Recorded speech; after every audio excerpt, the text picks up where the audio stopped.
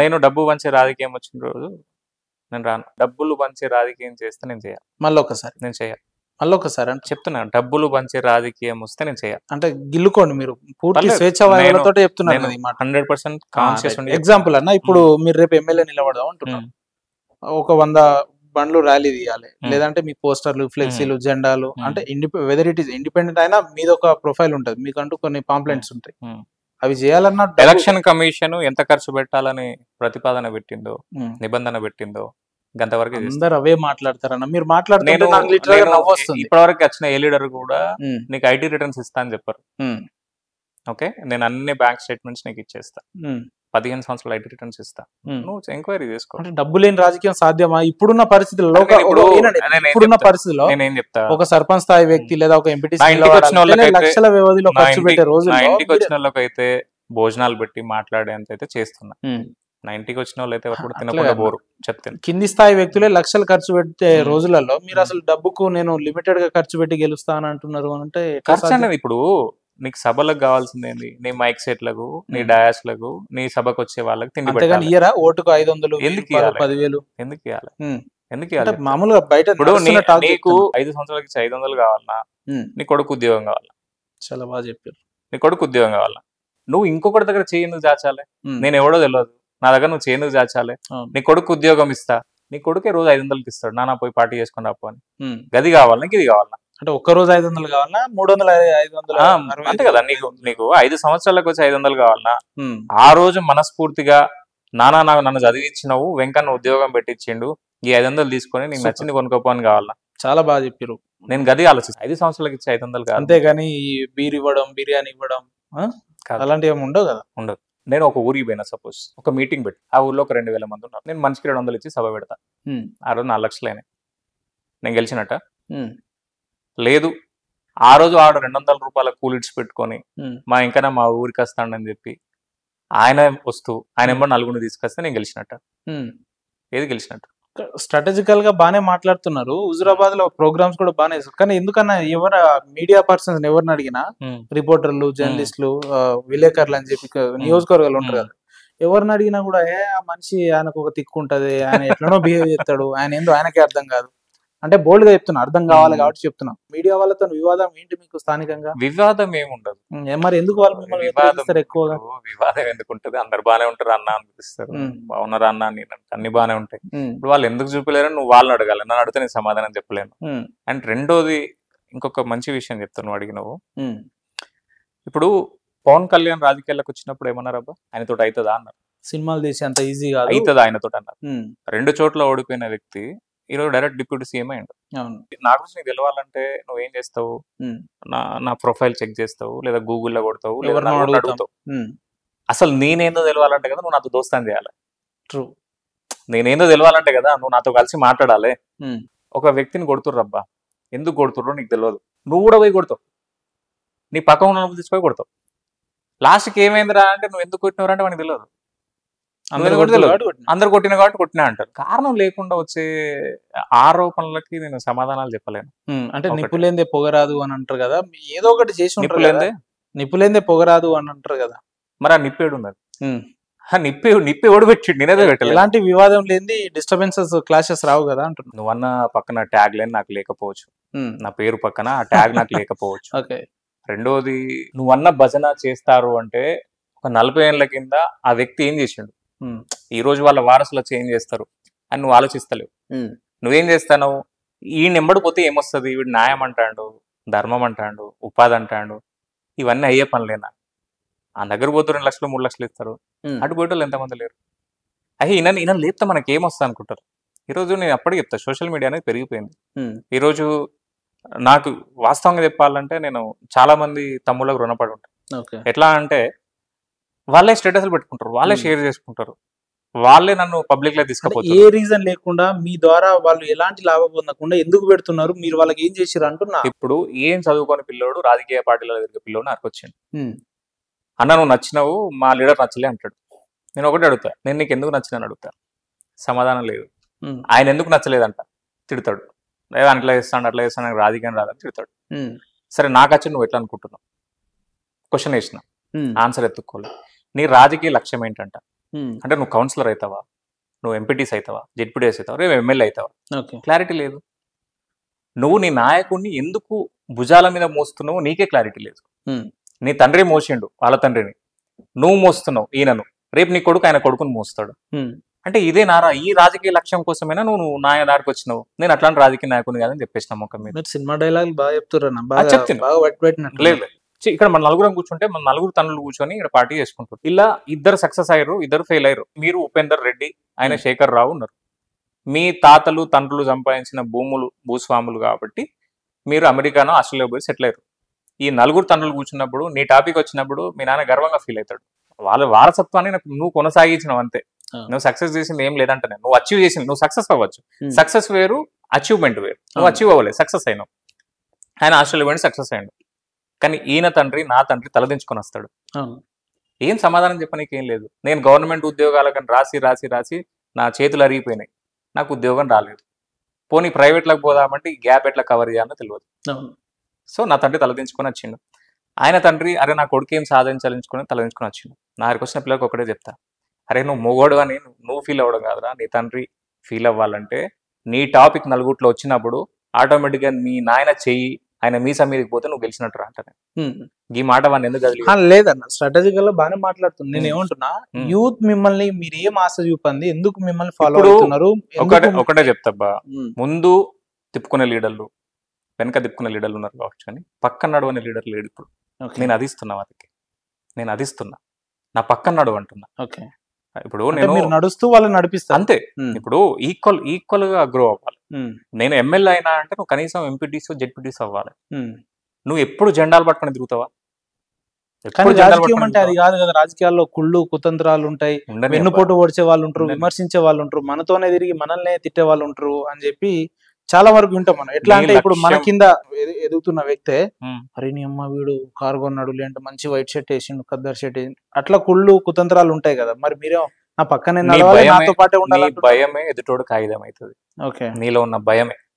నేను ఈ కార్ వేసుకొని పోతే ఆ లీడర్ ఏమనుకుంటాడు, నేను ఈ షర్ట్ వేసుకొని పోతే ఈ లీడర్ ఏమనుకుంటాడు, నేను కొంచెం షో చేస్తే కొంచెం గట్టిగా మాట్లాడితే వాడు నా మీద ఏం అక్రమ కేసులు వేస్తాడో అనే భయంలోనే నీ ఓటమి ఉంటది.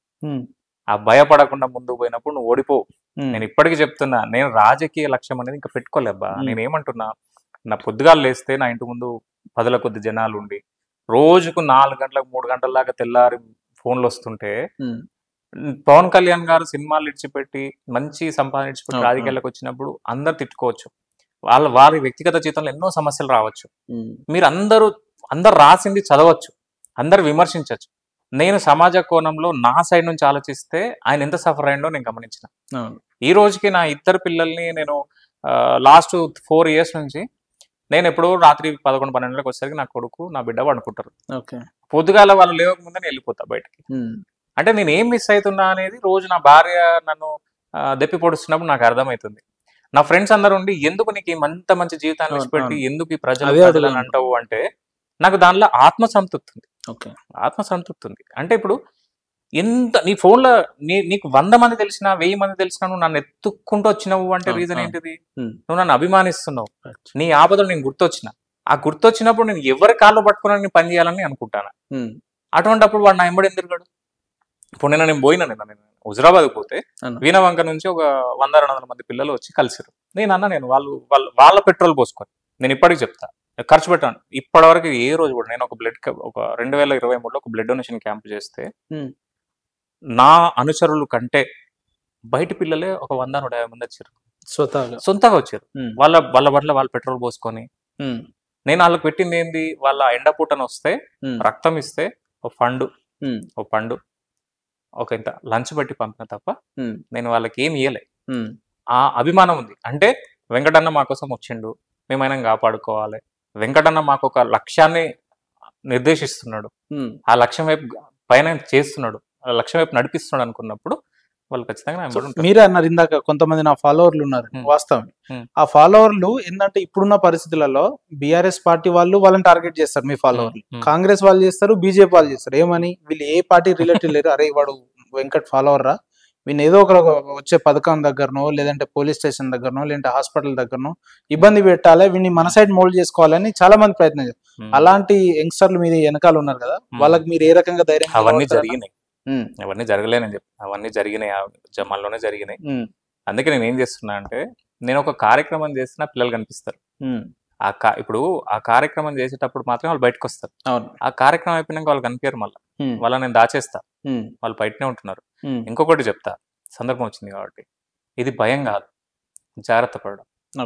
అంటే నాయకుడు అంటే నన్ను నేను కాపాడుకోవడం కాదు, వాళ్ళందరినీ నన్ను ప్రొటెక్షన్ లాగా పెట్టుకోవడం కాదు, నేను వాళ్ళని ప్రొటెక్ట్ చేయాలి కాబట్టి వాళ్ళని బయటికి రాణిస్తలేను. ఒకటి, ఈ రోజు నా టైం కాకపోవచ్చు అబ్బా, ఈ రోజు నా చేతిలో రాజ్యం లేకపోవచ్చు అబ్బా, నా జోలికి వస్తే నేను ఎంత తట్టుకుంటా.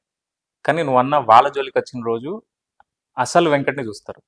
బెదిరిస్తున్నారా? బెదిరిస్తలేను, బెదిరిస్తలేను. వాళ్ళు ఏం చేస్తారు? నిన్ను విమర్శిస్తుర్రా, నీకు కుంపటి పెడుతుర్రా, నీ మీద రాళ్ళేస్తుర్రా? లేదు, నన్ను నాయకునిగా ముందు తీసుకొస్తారు. వాళ్ళ జోలికి నువ్వు ఎందుకు పోవాలి? ఎందుకు ఏం చేస్తారు? మీ ఫాలోవర్లను ఎవరైనా ఎందుకు పోవాలి? ఏం చేస్తారంటే చూద్దాం, అయినప్పుడు చూద్దాం. ఆ మాట అర్థం చాలా వేరే ఉంటుంది. ఒక విషయం చెప్తున్నా, వాడి దగ్గర వేసుకోవడానికి కూడా సరిగ్గా పెట్టాలి. వాళ్ళ అమ్మ నాయనకు కూడా నువ్వు అన్న ఫాలోవర్స్ పిల్లలు కాదు, వాళ్ళ తల్లిదండ్రులు నా ఫాలోవర్స్. వాళ్ళు ఎట్లా అంటే, నేను ఇంటికి పోతా, సపోజ్ ఆ పిల్లడు అన్నం తింటాడు, వాడు టక్కన లేచి చేయగడుకుంటాడు, నేను తిడతా, అన్న నువ్వు తిడతావు అన్న లేచినందుకు, లేకపోతే నా తండ్రి తిడతా అంటాడు. వాళ్ళు నా ఫాలోవర్స్ ఉన్నారు, ఈ పిల్లలు కాదు, ఆ తల్లిదండ్రులే పంపిస్తారు, పో అన్నతో పో అని. అటువంటి పిల్లలను నువ్వు అన్యాయం చేస్తే ఎట్లా ఊరుకుంటా నేను? ఇప్పుడు నువ్వు అన్న దానికి నేను భయపడటం కాదబ్బా, నేను బెదిరిస్తలేను. ఏమైతుంది మా అంటే, నన్ను బ్లేమ్ చేస్తారు కావచ్చు. ఇప్పుడు నా పేరు సబ్బన్ వెంకటబ్బా, ఇది మా అమ్మ నాన్న పెట్టిన పేరు, మిగతా అంతా నేను సంపాదించుకుందే, మంచో చెడు, ఆ మంచిని చెడగొడతారు కావచ్చు. చెడగొట్టు, నేను రెడీగానే ఉన్నా, బదనాం చేస్తావా చెయ్యి. ఫాలోవర్లను ఇబ్బంది పెడితే మీరు ఎంత దూరం వెళ్తా అంటారు. అరే ఎందుకు వెళ్ళద్దు? ఇప్పుడు నేను వాడు తప్పు చేస్తే యాజ్ పర్ లా పనిష్ చేసి, వాడు తప్పు చేసిండు, వాడు వెళ్ళి ఎవరన్నా కొట్టిండు, వాడు వెళ్ళి ఏమన్నా దొంగ పని చేసిండు, లంగ పని చేసిండు, ఎస్ కేసు పెట్టు, లోపల పంపించేసి, నేను బెయిల్ కూడా పైసలు ఇవ్వ. నువ్వు తప్పు చేసినావు, శిక్ష అనుభవించు. కానీ అన్యాయంగా ఏదైనా చేస్తే మాత్రం ఊరుకునే వ్యక్తిని నేను కాదు, ఊరుకోను. ఎట్లా అన్నా కాన్సెన్సీలో ఇక్కడ హైదరాబాద్ లో కూర్చొని మీరు ఏ సిఐతోనన్నా, ఏ డిఎస్పీతోనన్నా, ఏ ఎస్పీతోనన్నా మాట్లాడి క్షణాల్లో సమస్య పరిష్కారాన్ని మార్గం చూపిస్తారు అని అంటే, ఎవరిని చూసి అధికారులు భయపెడుతున్నారు? ఒక వాదన ఏంటంటే, అధికారులకు సబ్బన్ వెంకట్ డైరెక్ట్ ధమ్కి ఇస్తాడు, మీ సంగతి చూస్తా, మీ అంతు తెలుస్తా అంటాడు, అట్లా బెదిరించి పని చేయించుకుంటాడు అని అంటారు. ఒక ప్రొఫెషనల్, ఒక చదువుకొని ఒక మంచి భావజాలం ఉన్నోని, ఒక మంచిగా ఆలోచించడం. నన్ను ఎవరైనా తిట్టినా కూడా నేను పెద్ద పట్టించుకోను. ఇప్పటికి కూడా నన్ను అక్కడో ఇక్కడో బ్లేమ్ చేద్దామని చాలా ట్రై చేసే వాళ్ళు చాలా మంది ఉంటారు హుజరాబాద్. ఎట్లా చేసి వీనికి ఒక దొంగతనమో లంగతనమో అంటించేస్తే నేను పేరు పోతా అనుకుంటారు. నా చెవులు అన్ని పడ్డా కూడా నవ్వుకుంటాను నేను. ఎందుకంటే నువ్వు గదే చేయగలుగుతావు. నన్ను గెలవలేనోడే నాకు చెడ్డగా మాట్లాడతాడు, నన్ను పొందలేనోడే నాకు చెడ్డగా మాట్లాడతాడు. నాకు తెలుసు కాబట్టి నేను పెద్ద డిస్టర్బ్ కాను, పట్టించుకోను, నవ్వుకుంటూ వదిలేస్తా. నేను ఇక్కడ దాకా వచ్చినా అంటే నాతో కలిసి చదువుకున్న వాళ్ళు ఎక్కడో మంచి డిపార్ట్మెంట్లల్లో, మంచి మంచి ప్రభుత్వ రంగ సంస్థలల్లో ఉద్యోగులు ఉంటారు. ఇంకొకటి, నేను అన్యాయం వైపు అసలు నిలబడ. నువ్వు నాకు దూరమైనా మంచిది. కొంతమంది నాతో అంటారు, ఏ అన్న ఎంత చెప్పినా పని చేస్తాడు, అన్నతో పని కాదంటాడు. ఏం పని చేయాలరు నీకు? నువ్వు తెచ్చిన అన్యాయాన్ని నేను సమర్థించాలా, నువ్వు చేసిన చెడు నేను సమర్థించాలా? సమర్థించాను. నేను పోలీస్ ఆఫీసర్కి చేసిన, అడ్మినిస్ట్రేటివ్ ఆఫీస్ కలెక్టర్ గారికి చేసిన, ఎంక్వైరీ చేసినా కూడా నేను ప్రజా సమస్యల మీద చెప్తా తప్ప. ఇంకొకటి ఏంటంటే, ఒక అన్నదమ్ములు ఇద్దరు కొట్టుకొని పోతే నేను ఎవరికి సపోర్ట్ చేయబ్బా. వాళ్ళిద్దరు అన్నదమ్ములు, వాళ్ళ చేతనైతే వాళ్ళని కలుపుకోవాలి. ఊర్లో పెద్ద మనుషుల లాగా నువ్వు 5,000 భయాన పెట్టు, నువ్వు 5,000 భయాన పెట్టు, నేను పంచాయతీ చేస్తాను, పెద్ద మనిషి నేను కాదు. నీ 5,000 తోటి నీ పిల్లల్ని చదివించుకో, నీ 5,000 తోటి నువ్వు చదివించుకో, మీ ఇద్దరు కలిసి ఉండరురా అని చెప్పే పెద్ద మనిషి నేను పోలీస్ ఆయనకు ఫోన్ చేసి ఏం చెప్తాను, వారికి ఫోన్ చేసి, అన్న మీరు ఏం కేసులు ఫైల్ చేయకండి, ఫస్ట్ ఇద్దరిని కూర్చోబెట్టి మాట్లాడండి, వాళ్ళిద్దరిది కుటుంబ సమస్య, ఆ కుటుంబ సమస్యను మీరు చట్టంగా తీసుకోకండి అన్న అని చెప్తాం. అది మర్యాదగా చెప్తాం, నో ధమ్కీస్. మర్యాదగా చాలా. అంటే ఇప్పుడు వారు నా ఫోన్ లిఫ్ట్ చేసి నమస్కారం సార్ అన్నారు అంటే నేను కూడా నమస్తే సార్ అనాలి. పేరు పెట్టి పిలిస్తే అది సంస్కారం కాదు. అట్లే పోతానే. టిఫిన్ కి ఎమ్మెల్యే తోటి కలిసి టిఫిన్ చేస్తారట, మంత్రి తోటి కలిసి లంచ్ చేస్తారట, వీలుంటే ముఖ్యమంత్రి గారితో కలిసి అనుకుంటే డిన్నర్ కూడా చేసే స్థాయికి వెళ్ళిరు అని అంటే, ఇన్ని పరిచయాలు ఇంత షార్ట్ పీరియడ్ ఎట్లా సాధ్యం? నేను దార్కార్ని, నేను భాషని, నేను అడిగాను, నేను మట్టిలో మాణిక్యాన్ని ఇవన్నీ చెప్పాను నేను. అవును. ఏదంటే ఫ్రెండ్షిప్ ఉంటది కావచ్చు, కానీ అవన్నీ మనం షో ఆఫ్ చేసుకోలేం. ఇప్పుడు ఈ రోజు ఏముందబ్బా, ఒక మనిషి నీకు అభిమాని అవుతాడు. ఇప్పుడు నేను సబ్జెక్ట్ ఉన్న లీడర్ నువ్వు అంటున్నావు, నేను నీకు అభిమాని అన్న నీతో టిఫిన్ చేస్తా అంటే వారు ఆహ్వానిస్తారు. దానిలో గొప్ప ఏమున్నది? దానిలో గొప్ప ఏమున్నది? దాన్ని నేను మొత్తం సోషలైజ్ చేసుకొని పేరు తెచ్చుకునేది ఏముంటది? ఇప్పుడు రేవంత్ రెడ్డి గారు జెడ్పీటీసీ నుంచి సీఎం దాకా వచ్చారు అంటే వాళ్ళ కష్టం ఉంటుంది, వాళ్ళ ఎంతో స్ట్రగుల్ ఉంటుంది. ఊరికే రాడు కదా. ఇప్పుడు నేను ఆయనతో టిఫిన్ చేస్తానంటే ఊరికనే ఉంటదా? నా స్ట్రగుల్ కూడా ఉంటది. రేవంత్ రెడ్డి గారిని బాగా పొగుడుతున్నారు. భవిష్యత్తులో కాంగ్రెస్ దిశగా వెళ్ళే అవకాశాలు ఏమైనా ఉన్నాయా? నేను కాంగ్రెస్ ప్రభుత్వాన్ని, రేవంత్ రెడ్డి గారి వ్యక్తిత్వాన్ని నేను ఇక్కడ ప్రస్తావిస్తలేను, వారి జర్నీని ప్రస్తావిస్తున్నా. వారి జర్నీని ఇప్పుడు ఒక జర్మనీకి హిట్లర్ ప్రెసిడెంట్ అయిండు అంటే ఆయన క్రూయల్ కావచ్చు, ఫ్యూడలిస్టిక్ వ్యవస్థ ఉండొచ్చు, ఇంకేదైనా ఉండొచ్చు, కానీ వారు అక్కడ దాకా ఎట్లా వచ్చారు అనేది చూస్తాను. బాగానే మాట్లాడారు. నేను ఒకటే క్వశ్చన్ అడిగి దానికి 3 ఆప్షన్స్ ఇస్తా, అందులో ఏదో ఒకటే చూస్ చేసుకోవాలి. నేను చెప్తున్నా, వెంకట్ అనే వ్యక్తి భవిష్యత్ రాజకీయాల్లో వెళ్తే బీజేపీలోకి వెళ్తాడా, కాంగ్రెస్ లోకి వెళ్తాడా, బీఆర్ఎస్ లోకి వెళ్తాడా? మన 4వ ఆప్షన్ లేదు. నేను సేద తీరాలంటే ఒక వరద వచ్చిందబ్బా, ఒక వరద చెప్తే నేను డిప్లొమాటిక్ ఆన్సర్ చెప్తా. ఒక వరద వచ్చింది, ఆప్షన్ లేదు. 10 మందిని కాపాడడానికి నేను ఏ చెట్టు కిందకో చేరుస్తా, అది ఏ చెట్టు అన్నా కావచ్చు.